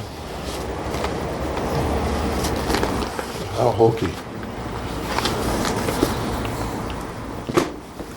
Yeah, it seems crazy that if that's what they really couldn't figure out. Okay, well, That's all handbells there. Yeah. Well, this history, which I hoped would have more original material in it, is a recap of or an index to what's in here, which is a recap, or which is mostly what Dr. O'Neill has indexed here. So, and then this is, I guess, this was the old version of this index. This is the old index. Apparatus being covered in. 16 tones plus Westminster. Blueprint in our hands. Simpson McGregor. Leatherette cover for back of chimes. Work needed. Weighs 800 pounds. Well, Back of chimes. should be 8,000 pounds. In 61, what chimes were they talking about? They're probably talking about the stuff in the narthex. I'm thinking that they might have put a cover in the back of it where the clock is. Oh, they may have been calling the. They may have called the mechanism the chimes. Sure. Yeah. Okay. Okay. Schematics, work needed. 800 pounds. It's more like 8,000 probably. Yeah. Dedicated. Neighboring hotels being out of tune and loud. Now this business about the fellow from Kansas, he says, I can't imagine what they're talking about it being out of tune. Not unless they were not wired correctly, and Cross-wired. yeah, so that the wrong one was striking when it should have been a different one. Yeah. Because according to what Bill McCall there wrote, that when it was played from the small keyboard adjacent to the organ console, it was never known what note would be emitted. And that strikes me as just sloppy wiring. Yeah. And see, if it was to be restored, all of that would be corrected. Of course. Yeah. Yeah. I don't know if it was someone who told me that you identified, or was it in your report from 2002, that one of the bells sounded slightly off, or was it? It wasn't me, but I had another theory. It could be that for some reason somebody might have switched two of the tubes, and hung the wrong one on the wrong solenoid, because it looked to me like a couple of them were hanging from rope. And some are hanging from a chain, like a link chain. Yes. And it's possible that they took them down for some reason and then put them back up in the wrong order. That's entirely possible. Yeah. Not sure if we'll ever know that now. Yeah. But Yeah, this looks like Alan Arneal's indexes. yeah. So this is the same thing, just it was separated into, this was turned into a subject column, improvement, installation. Removal of clock mechanism deferred until the Clays consulted. So obviously they dropped that, right? And they just left it in the narthex. Yeah. Old vacuum tube generator replaced with solid state in 1996. And I have a feeling that's the tower amp. Yes. And so it's not a generator, it's like when I circled that, I put a note that said amp ? Because I think that's probably what they're talking about there. Yeah, I think so. And there's another history of the chimes not working properly, teach others again. So it sounds like it limped along into the early 70s then, not until about 65. Or maybe they tried to reactivate it intermittently. Yeah, or maybe they Maybe they only had, 4 notes or something, and they just went ding dong, Yeah. ding dong, Yeah. and that was it. And then 12 bells with electric hammers. So they're basically pricing out a completely new Yeah. set of chimes. Long report on chimes from Mr. Proudman. Session reaffirms its previous decision that the existing electronic chimes be amplified from the tower. Yeah. So that'll be the Moss Row, that they be amplified, because I think it sounds like they were trying to buy another complete system. And the Moss Row was something that they got in 66 probably. Yeah. And so they took the line of least resistance, and just Hugo Spilker could have said, well, we could amplify them and play that through the tower, and we won't have to buy another new system. So they were used inside the Mass Row vibra chimes. It's an interesting little, middle section to the history. Yeah. I'm not sure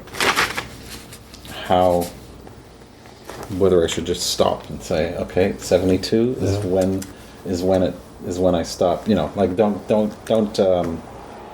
Don't cloud the issue by going into, then they had this and then they had that and then they played tapes and then they went and they switched the amps and whatever. Remember the blind man that used to sit out on the bench? Spare little change. Ken, blind man. He told us one day, he said, they got that bell going. And this was back around the time that this investigation was going on. But what he was referring to was that somebody had played a tape through the tower, because that was where he sat begging. And he said to me, they got that bell going. I thought, oh, did they really? Yes. Very easy to play a tape.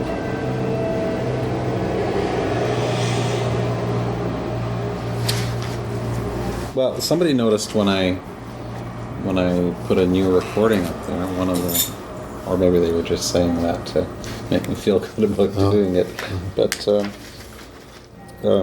because we didn't have, I don't recognize the music that Herman Bergink recorded, and at least half of it is no good because of the wow. Can't hear.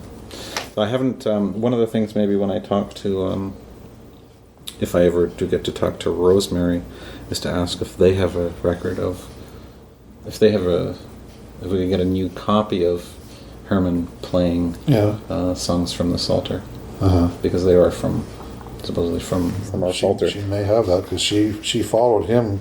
She became the Caroline after he died. Chimes are silent when Mr. Longfield was away. Problems with ear.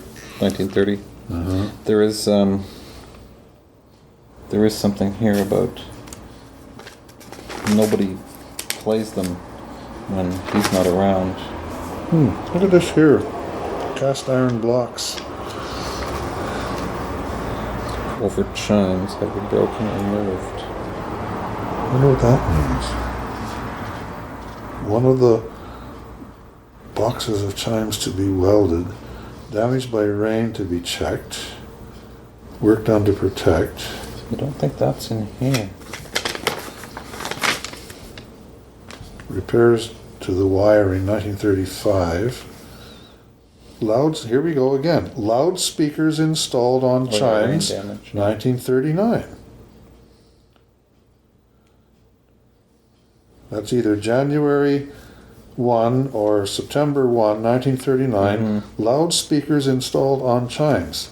Yeah, that is bizarre. I've got January 9th, 1939. Need for ongoing upkeep. Church clock taken away and repaired. It's hard to imagine that the ambient noise at that time was so loud, was louder than now. Yeah.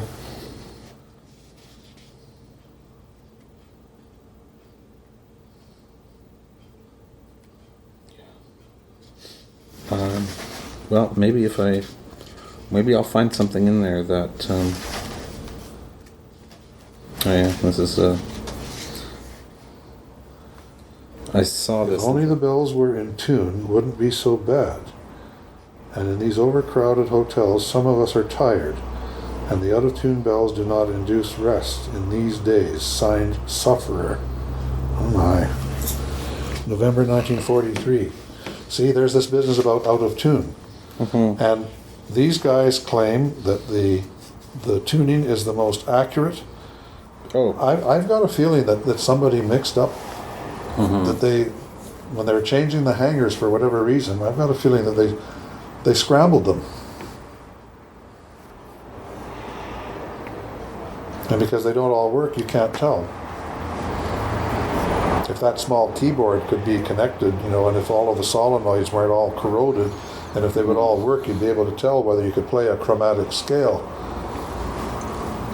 I wonder if the dampers weren't instantaneous enough, and so what you got was a bending of the note when the damper Could be. it wasn't a solid contact, Yeah. so it would nudge the bell up Yeah, and basically bend the note while or as it was dampening it. possible. Now, what's this? A catalog? Yeah, this is the brochure? this is the brochure from Deegan, telling you, selling the chimes. So they had quite obviously a sales force at that time, because must they were have. popping up all over the states about how this great memorial is and how superior it is to a statue, because it actually Does engages in the community, Yeah. and it's a living memorial. Yeah. And While it works. an electric player assures daily use. So every piece will be rendered exactly as a master chimer would render it. So it's like a player piano of, Yeah. I guess the player piano wasn't new technology at that time, No. but this kind of, Players have been around since the late 1890s. but the chimes, I mean, that's church bells that don't have to be played. I mean, I've seen a few videos of people playing the carillons, with the wooden with their fists. things, and That's what Rosemary does. that's quite a technique. I can see why you wouldn't let your junior organist run that. That's a Look here. They are tuned with the most minute scientific accuracy, and their tone is rich and mellow. Their tune and pitch is unvarying. They do not crack, can never go out of tune. yes, I believe that. Yep. They did tune them by, I think, shaving off parts of parts of the inside of the bell, right, to get a correct to get the correct tone. Yeah. And maybe this is where I saw the. And they're so large that they shouldn't here be it affected tells- by temperature. Here's where it tells you about the damper. And I'm sure maybe it was in here that it said that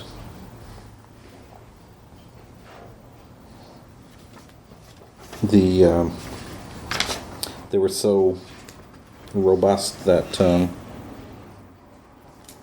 can be shut off any time of day or night. That's what the church has. Oh, okay. It's lovely, beautifully finished. You need to ask Jim Kempling to open the vault and show it to you. Well, he didn't have the key. That was the problem, because he was the one I met yesterday, and apparently he has to get one of the money handlers to open that vault. Okay. So Jack Reimer or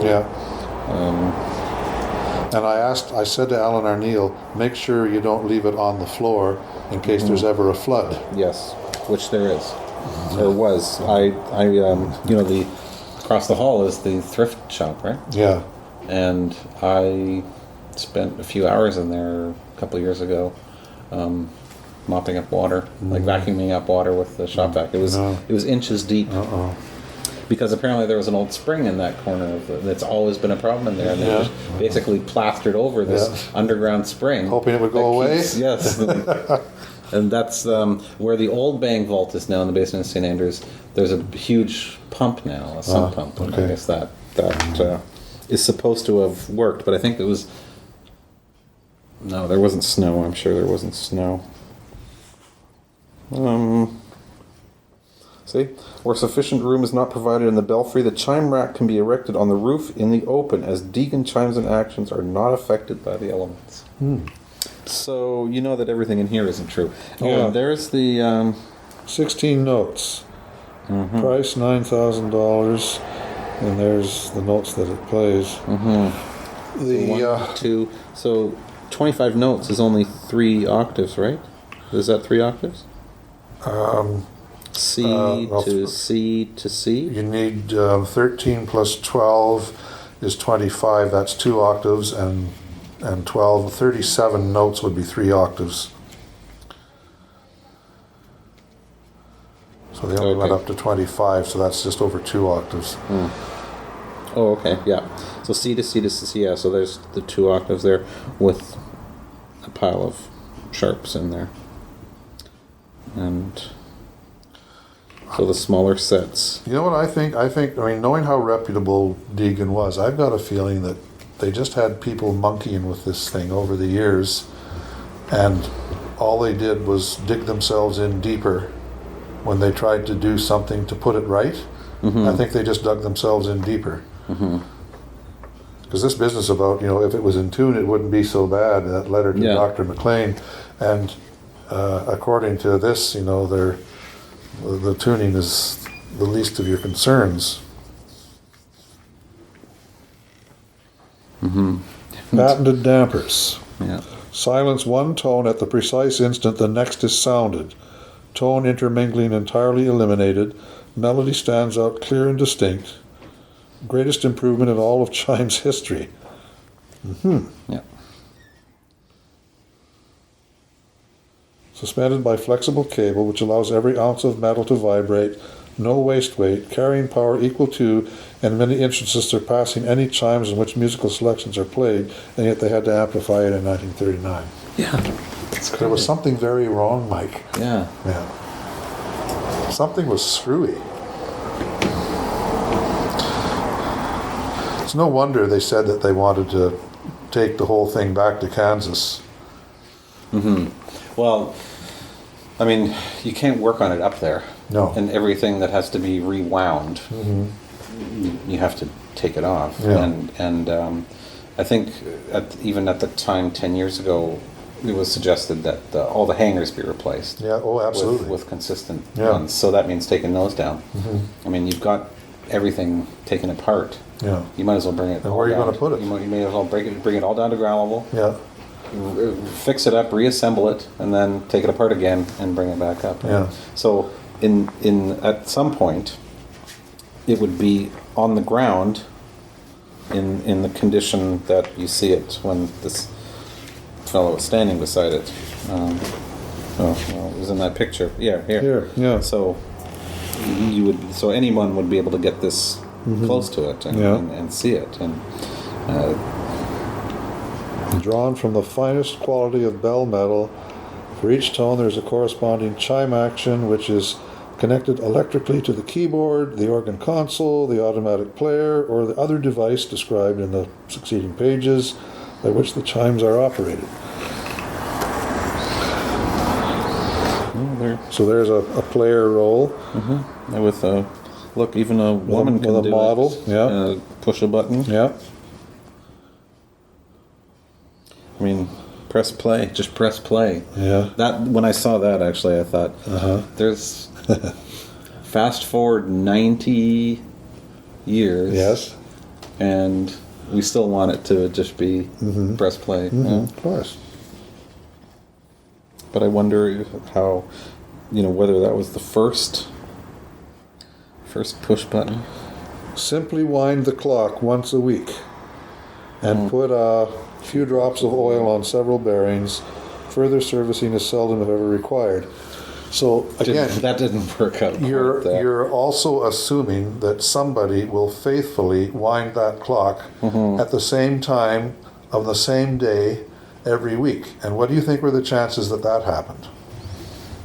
Yeah, not great. It says that there was a set presented by R.B. Bennett to the Central Church in Calgary. Yeah, he's the fellow on the $100 bill. Yeah.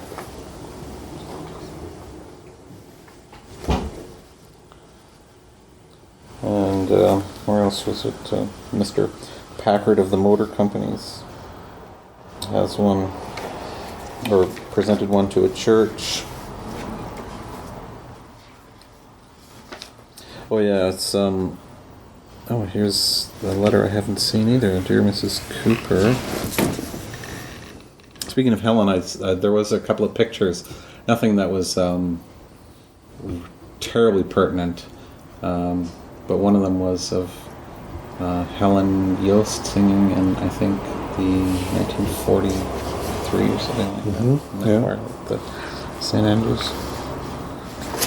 And there was a note that David Smith was the electrician at some point in the past, one of the electricians to the board, and I guess must have been the 70s. This is about the organ when it first came in 1881. Now there is another subject that I would love to do, do a video of, because it's just so visually beautiful, to see all those pipes and the design of everything, and of course the history inside the organ. Inside the organ, yeah. You know that you're never to touch the pipes because the heat from your hand can change the tuning on them. Oh, is that right? Yeah. Well, I have never touched the pipes. Yeah. But some people have, because sometimes we when we're tuning, there's something that's way off. Grant says, "Oh, somebody must have been up here."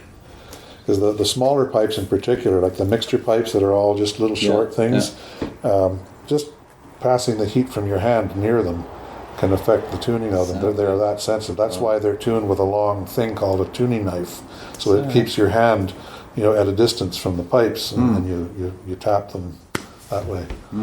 Well, when I make that video about the organ, let me know when you're tuning it, so I can see some of that. Sure. It was you obviously you have to work with a helper. There was a woman who was up in the. That was Amy. That was Amy. Yeah, she's in Toronto now. She got full-time year-round work working with Alan T. Jackson and Company, Cassavant organ representatives for Ontario right through to the Maritimes. Wow. So it was an offer she couldn't refuse. Toronto's her hometown. She has two brothers there. And I talked to her about a week or two ago, and she also, when she was here, she played French horn in the 5th Regiment Band, because she was in the military as well, and she has joined a military band in Toronto playing horn. And so anyway, she works with Alan T. Jackson Company, and they look after hundreds of organs from Toronto right through to Prince Edward Island. Nice. Nice. I can't think of anything better. You work by yourself most of the time, I guess, or with one other person. Yeah, she works with one other. They have 6 employees altogether, and they usually send out teams of 2 people, to go here and there. And during the summer, they just do a lot of repair work. There's no point in tuning church organs when the temperature's in the 90s or over 100, because everything you tune will be out when the temperature goes back to normal, because the warm air vibrates faster than cooler air, and so that changes the pitch. So they're doing a lot of repair work now. They're digitizing an organ console, and they're doing repairs down in Halifax, and so on and so on. So Grant wants to retire. Grant Smalley, that is. He wants to retire, and Amy was supposed to take over his tuning contracts at the end of December with me as her helper, but she got this job offer she couldn't refuse, so Grant is still working, although on a much reduced schedule, and I'm his helper. I think I'm supposed to be helping him somewhere this Thursday, but I haven't heard yet where it is. So we're just sort of going on. But when he fully retires, I don't know who's going to look after the organs in this town. There's nobody else. And there's somebody on the mainland, they're near retirement as well. And like I said to them, if you end up getting somebody from Seattle, you're going to be dealing with immigration issues and the difference between the Canadian American dollar, and people will have to come and spend like a week here, and do as many organs as they can. And It happens to us so often in the winter. Grant Smalley's wife calls the church secretary and says, we need the heat on for Tuesday afternoon. This is in the winter months, of course, because the organ needs to be tuned at a temperature close to what it will be when there's actually a service. Yeah. And time and again, we show up at a church and the heat is not on. It's 58 degrees or 60 degrees Fahrenheit. I'm speaking, of course, and it's just a waste of time to try to do anything. And some church secretaries have been known to say, "Well, couldn't you put a sweater on?" Yeah, yeah. It's not for our comfort, but people don't understand. And you can explain it to them, but whether they'll, grasp it, the temperature of the air will affect the pitch of the pipe organ. Well, how's anyone supposed to understand that? Yeah. So this project you're doing, what actually is it again? Are you doing a thesis or something? It's not a thesis. I don't really have a thesis. I need to do one course to finish my BFA, my Bachelor of Fine Arts. That's right. In film production, which I started a long time ago. Yeah. And through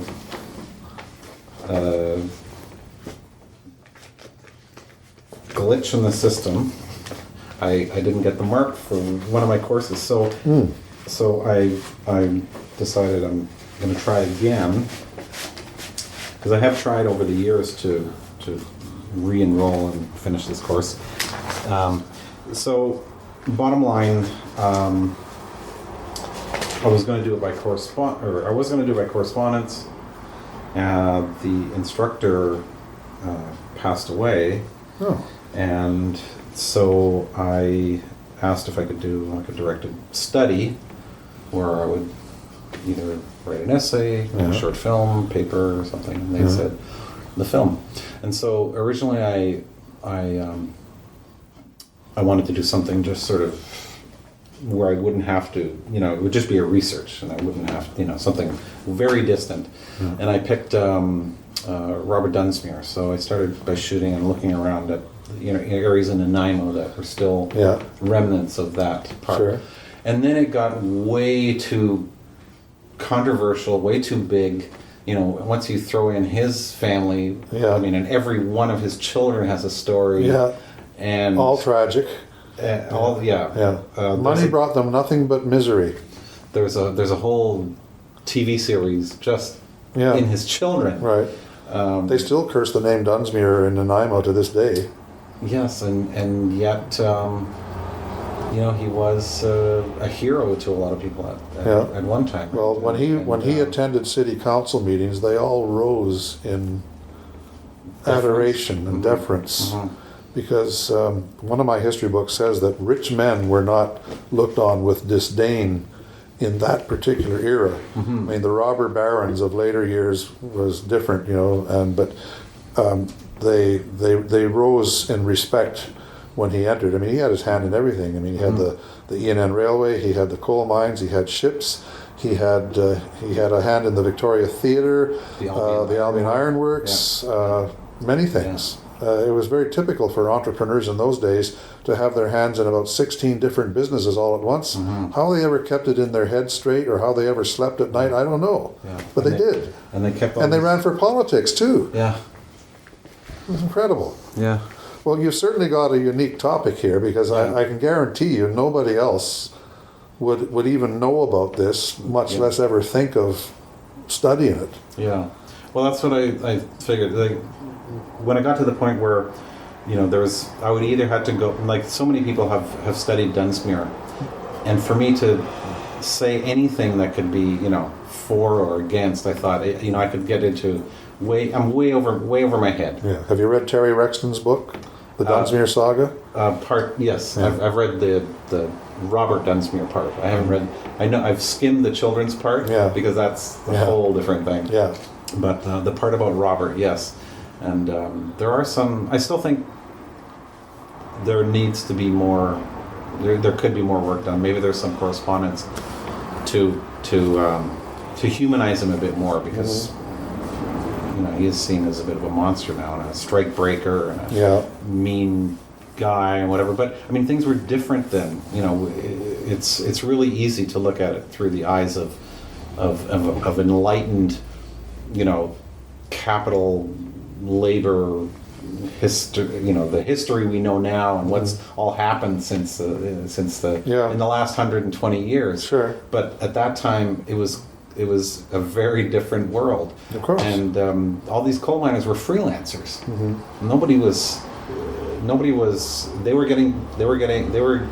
They volunteered for this, so they're on the one hand.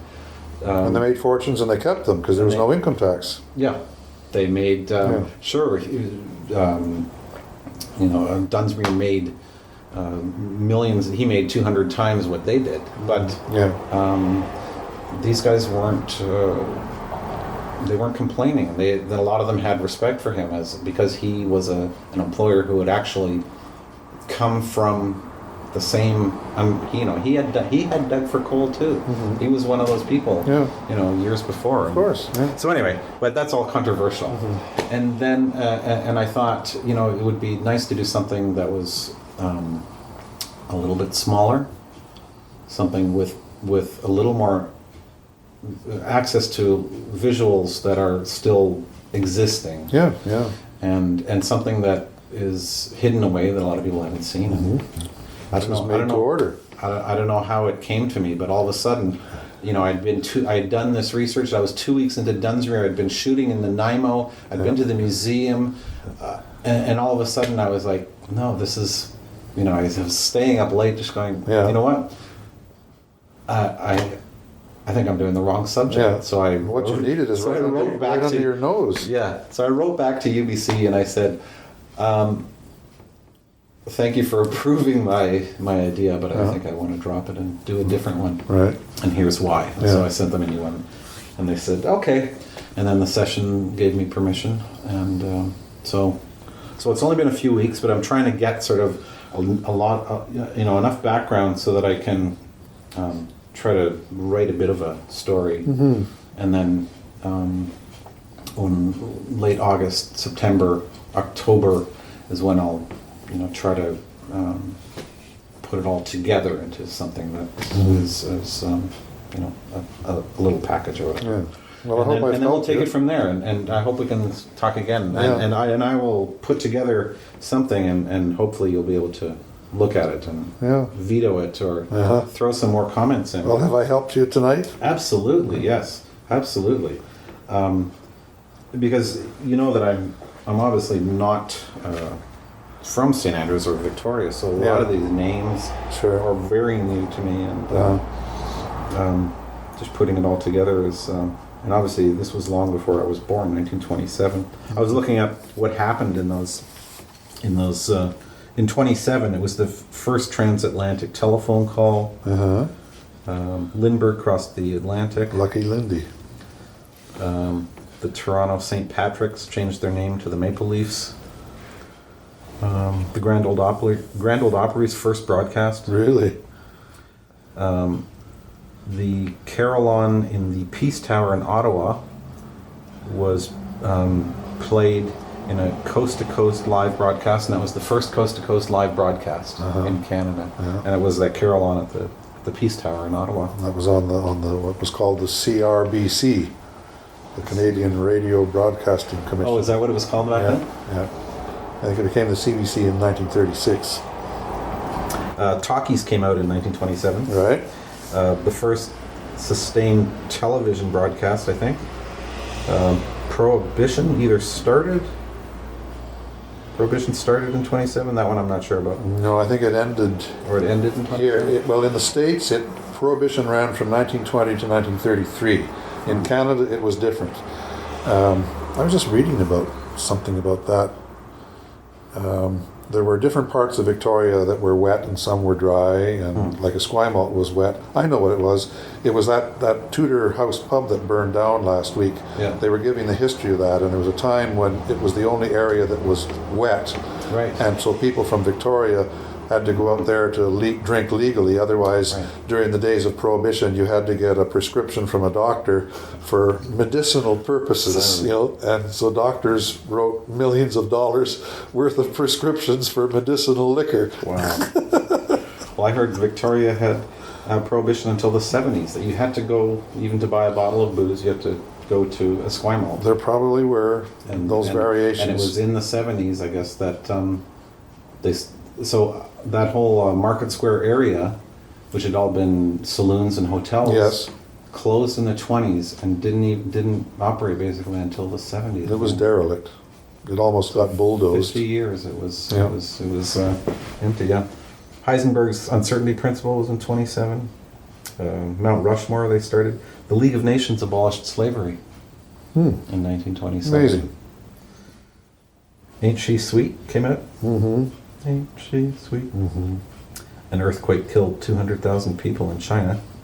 Not sure if that news made it to Victoria. Babe Ruth was making $70,000 a year. Oh, there was a lot of money in those days. Fortune. Can you imagine? 70,000 in those days would have bought what, 8 sets of bells? Yeah. The Academy of Motion Picture Arts and Sciences formed. So, yes, that has been a great help, David, and Good. Well, I think I'll have to absorb some more of this. do you want to go down there someday and hear one of them actually?